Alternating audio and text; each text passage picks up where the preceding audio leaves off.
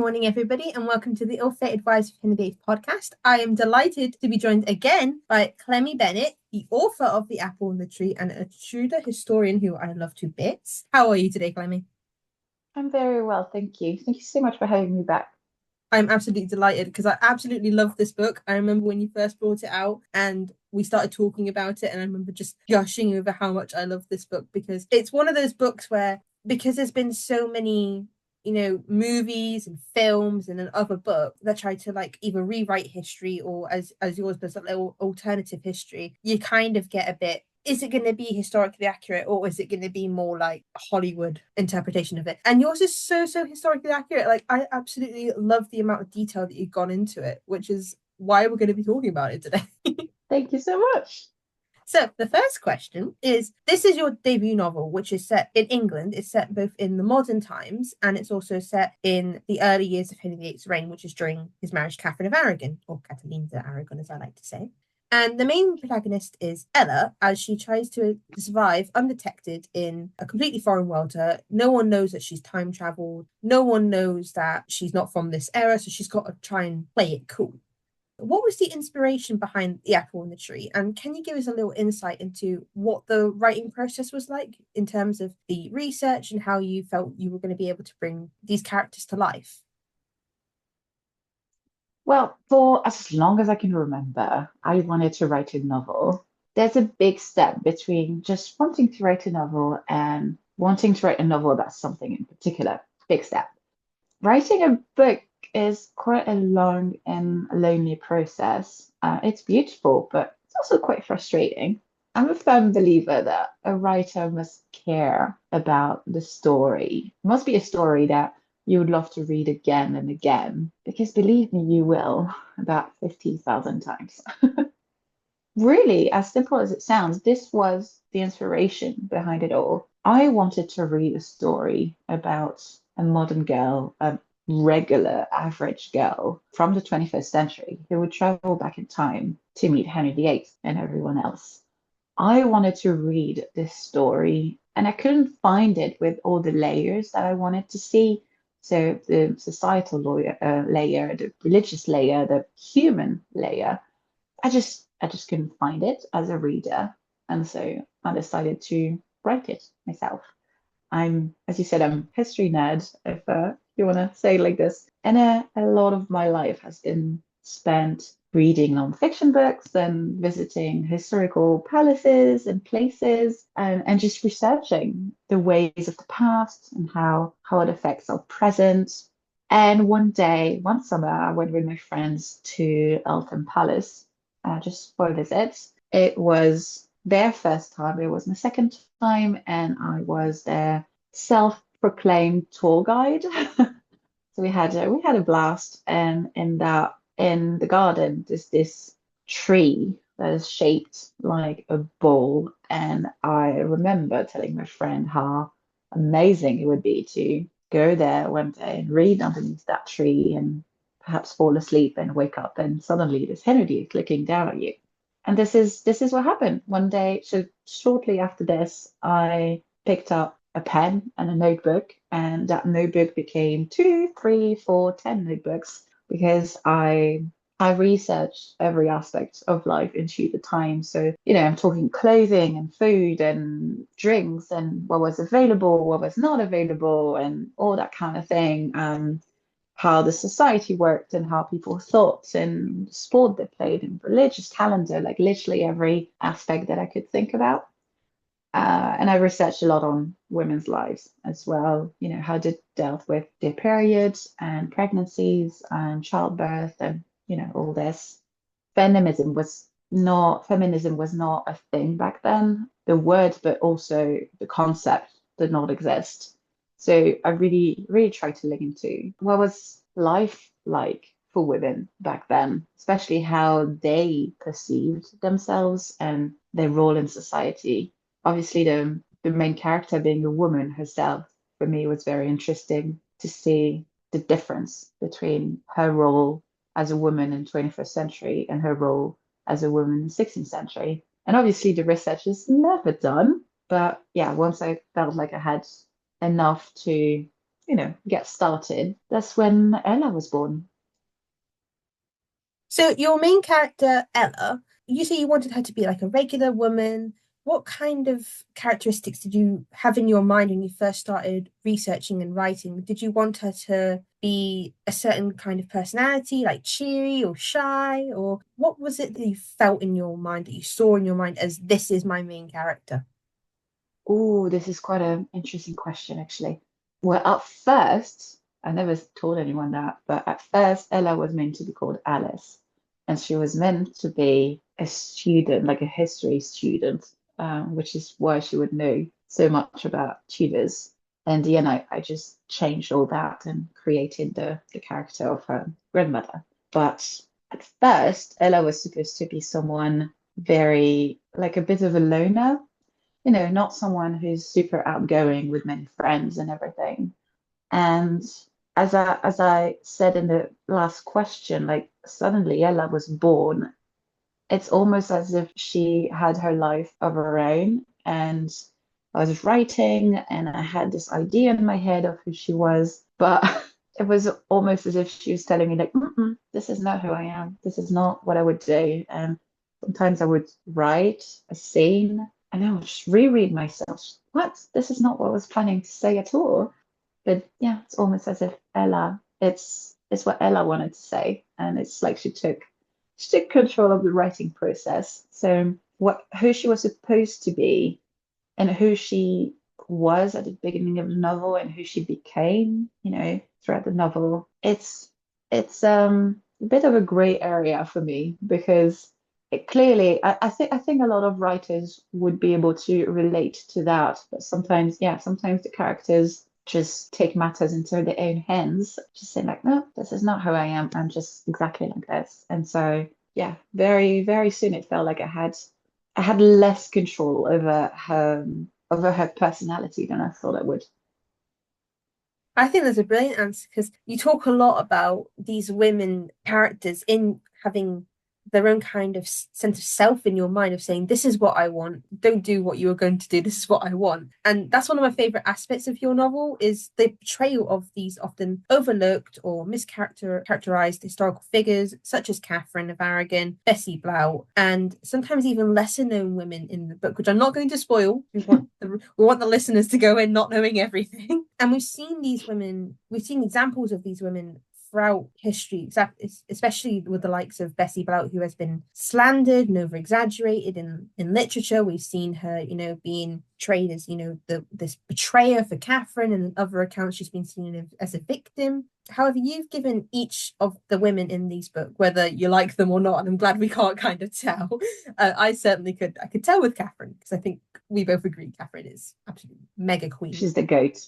You give them a softer and more relatable depiction. Were there any concerns you had with your depictions of whether they would be perceived in a good light or whether you would be taking away from what the reader has learned about them? Was there any concerns with that? Well, first, thank you for liking the book so much.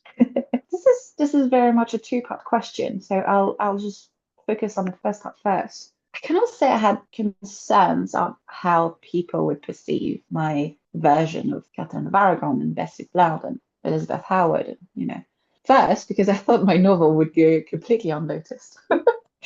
But more seriously, I can't say I had consent, no. I researched a lot on everyone, especially Catherine of Aragon, how to understand her psyche and her thoughts and just simply how the cogs in her brain worked. But a novel is fictional. There will always be some extent of creative license.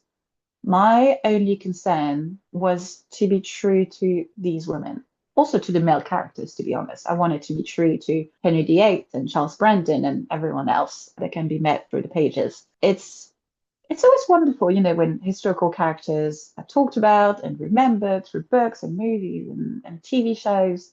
But yeah, I do believe that sometimes more harm than good can come out of it in terms of how they're remembered.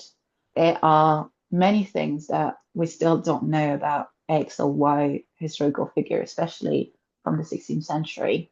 There always will be many things that we don't know, but there are always so many things that we do know that we are lucky enough to know. And to me, it was massively important to respect what we know.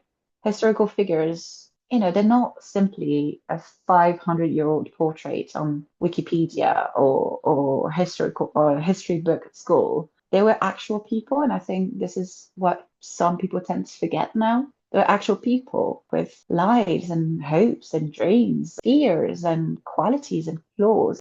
Yeah, my only concern was to give them that through the pages. And actually, I think this is the second part of your question, accuracy. Because to me, accuracy is not just saying that, Catherine of Aragon died in 1536 or things like this. Sure, this is facts, but accurate facts is to say that Catherine held onto her faith like a shipwreck survivor on a raft. Is to say that Henry VIII was once kind and probably the most down-to-earth monarch that ever ruled England. These are facts as well. Its accuracy is to say that Catherine's voice was deep and low and that Henry's was a lot higher. Accuracy is to say that her favorite food was baked lamprey, because that's things that we know. Is to say that Anne Boleyn had a long face and dark eyes and was more French than English. And that's important because to understand Anne, researching how the English court worked and how the English thought, it's not really helpful. It's not as helpful as researching how the French court worked and how the French minds thought. So accuracy to me is what makes these people real. Yeah, so no, my concern was not how they would be perceived by the readers, but if I would manage to give them their humanity through my writing. None of them were like all black or white, whether, women or men. Well, maybe the Duke of Norfolk, but, there are so many gray areas to everyone, past and present. And to me as well, like speaking as a true history nerd, entertainment was never a concern. Obviously, accuracy is a big concern, but and when you want to read a book, you want to be entertained. But for me, it was never a concern either, because I really, really believe that their lives were so very entertaining, just how it happened. It was fascinating, just the way it happened, without the need to add anything to it, anything Hollywood-y or turning into Game of Thrones or anything like this. It's just it sort of frustrates me when I see shows and movies that add things for the sake of drama, because their lives they were already really dramatic. And I wonder if it's we don't perceive them as dramatic enough because we live in a time where like the things that happened in the Tudor times are not necessarily acceptable nowadays, especially like the cheating. We would And see the beheading. and the beheading. Thank God that doesn't happen anymore. Like on a legal front, it happens like sadly it still happens on a less legal front, but thank God it doesn't happen as a legal front because I would not want to go to prison and get beheaded. But for example, Catherine of Aragon, because when Catherine finds out Henry cheats, she doesn't burst out in like a big rant or anything like that. She doesn't go and, slap him like well we might do today if our partners were cheating. And I think that's what we don't see as dramatic. It was dramatic for her because she's seeing her husband cheat, but she can't, let on. She has to be this, in her mind, respectable, graceful queen. She has to set an example. But for us today, we don't care if we go and, slash their tires because Mm. we're just getting justice. So I wonder if that's why we don't see it as dramatic, even though it is dramatic, but we are used to more violence, I think, and more taking I action, think more so. bubbling. Yeah, we're used to a lot more violence. I think that's the word, because there's so many movies, present time movies, just like, guns and blood and everything. I think that we don't see it necessarily as dramatic just because we picture these people as, just like kings and queens on a history book and not as people. And when you actually put yourself in their shoes, which is essentially what I've been trying to do with my book, and what I'm also trying to do, I know you follow me on TikTok, and I've been trying to do these videos about the people. And very often, what I remind is to say, like, try to put yourself in their shoes. And it's important to do that and to try to see through their eyes what was happening to them and how important it was for them. Because, sure, for us, if our sister elopes and gets married to a random guy without telling anyone, it's not great, but, no one's going to die. But for them, it was a lot different. So there's all these little examples. I think that if we made the effort to remember how their society worked and how their brain worked and the rules that ruled the society back then, we would see a lot more that, we would see the drama a lot more because we would understand it. And I think that's the problem now. A lot of people don't understand how dramatic their lives were because we just don't make the effort of trying to understand their worlds. And that's why I wanted my character to be a 21st century person that would time travel to the 16th century because she has this understanding of the world in the 21st century, this understanding of the morals and the rules, but as a 21st century girl, all the readers will be 21st century people.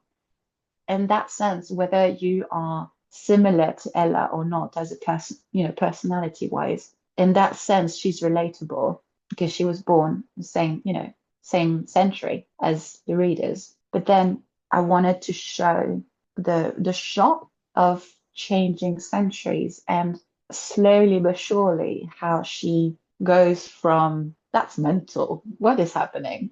And then slowly understanding the reasons behind actions and words and why it works the way it works. And eventually you see that she understands it so much that she starts thinking like a 16th century woman. So I wanted to show this journey for her because I'm hoping that people who will read it will understand a little bit more, will be easier for them to put themselves in the shoes of Catherine of Aragon, of whoever, even historical figures that are not necessarily in the book, but just this process of putting yourselves in their shoes and seeing through their eyes and understanding the whys and the hows.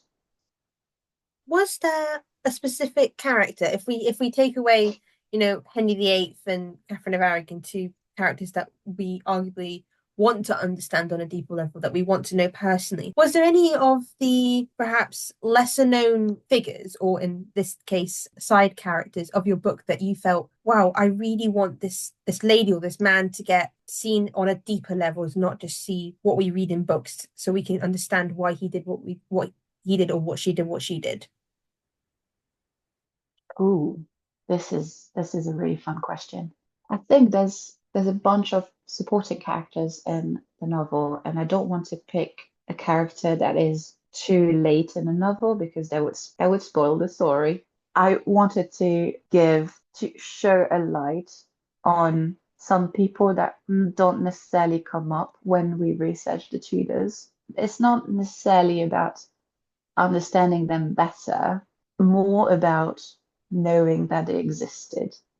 For me, it was quite important for some reason because when you research the Tudors, you see all the names that we know, like the Six Wives and even the Duke of Buckingham comes up. But sometimes it's harder to remember the people that didn't necessarily have a big impact on history. And a character for me that was important to show was Inez de Venegas, the second wife of Lord Mountjoy, so Sir William Blount, who we know extremely little about. We don't even know exactly when she died. I have a rough idea because William remarried on a certain date. So we know that she was dead before that. And yeah, for me, it's important to try to fish these names out of obscurity and try to bring them back a bit. And hopefully, people who liked my novel, now they'll be like, oh yeah, Ines, that's the girl, that was the Spanish girl that Ella befriended. So sure, again, there's that creative license because again, we know so little about Ines, and that's really sad. But it's also about, yeah, giving them that life, giving them that humanity. And I try to understand her upbringing as a Spanish girl and try to understand what it would do to her to leave Spain with Catherine of Aragon and end up married to an English courtier. So I think this is the characters like this. This is why I think there's only like two characters in my novel that are not historical, but this is why all the supporting characters, I wanted them to be actual people that, if you knew the names, you could actually Google them. You could try to find stuff about them, like actual people, actual names.